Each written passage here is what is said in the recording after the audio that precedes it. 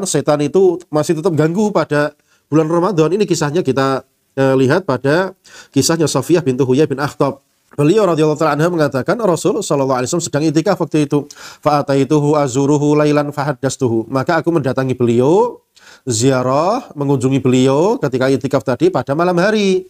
Fahaddastuhu, maka aku berbincang-bincang dengan beliau. Setelah aku berbincang-bincang dengan beliau sallallahu alaihi wasallam, maka aku berdiri untuk balik pulang, maka beliau pun langsung berdiri juga membersamaiku, yaklibuni, ngantar aku pulang. Nah, ketika Nabi sedang balik mengantar Safiyah untuk pulang malam-malam ya, karena namanya cewek malam-malam sendirian ini kan ya gelap gulita bahaya, maka Rasul pun termasuk kasih sayangnya kepada para istrinya diantar pulang.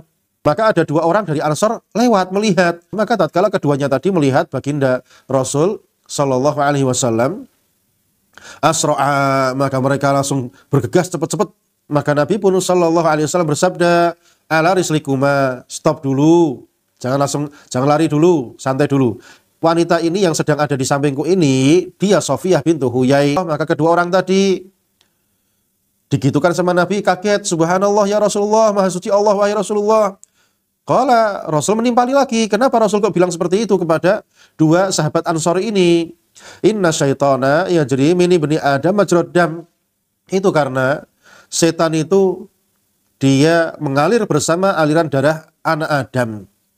Wa inni khasyitu an yaqdhifa fi qulubikum syarran. Saya khawatir nanti setan yang ada di dalam tubuh kamu itu membisik-bisikkan sehingga terbesit dalam hati kamu keburukan tentang saya dan wanita ini. Qala syai'an, atau beliau berkata sesuatu.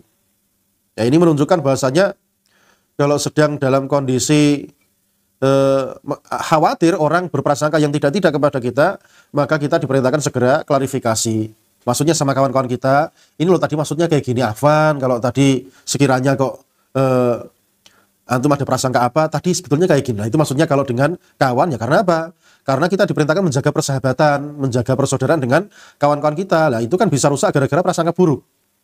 Innamal mu'minuna ikhwah, orang beriman itu mereka bersaudara. Maka kita jaga prasangka mereka biar mereka tidak berprasangka yang tidak-tidak kepada kita. Betapa sering ya terjadinya rusak persahabatan gara-gara apa? Kita kurang pintar dalam klarifikasi. Jadi ini pintarnya setan ya, merusak hubungan kita di antara sesama anak Adam. Kita ini dibuat kurang bisa klarifikasi. Padahal kalau kita sudah berkawan sama dia, usahakan sering-sering klarifikasi. Tadi maksudnya gini, maksudnya gini. Saya sudah beberapa kali mengalami putus hubungan dengan beberapa ikhwan, saudara sesama muslim tentunya, yang sama-sama di atas sunnah.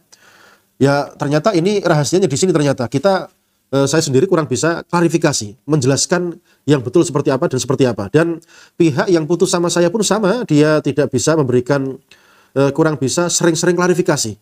Berarti kalau kita itu sedang bersaudara, sedang satu tim gitu ya, satu tim dalam usaha kebaikan, maka kita dianjurkan sering-sering klarifikasi. Karena orang itu untuk senantiasa husnudzon kepada kita, ini musuhnya setan, dan setan itu ada di dalam hati kita.